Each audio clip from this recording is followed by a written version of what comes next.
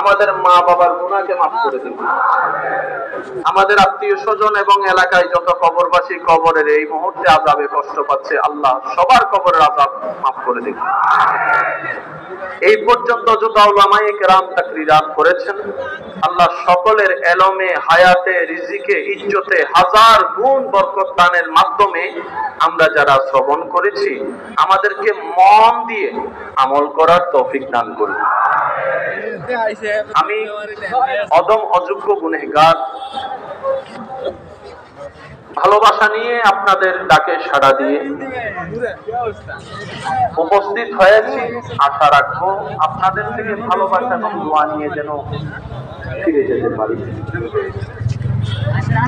সবার কাছে আমার ভালোবাসার সাথে নিবেদন, এইটুকু সময় আল্লাহ তাআলা আমি অদমকে বলার তৌফিক দান করবেন।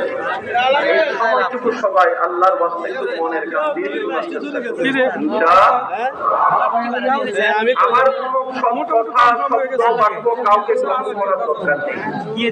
তবে আপনার ঈমানি ভাই হিসেবে আপনার করে একটি কথা বলবো, প্রত্যেকটি কথা মনের কাছে দিয়ে শোনার পর নিজের বিবেকের আদালত দিয়ে নিরপেক্ষ বিচারক হয়ে বিবেচনা করে দেখবেন।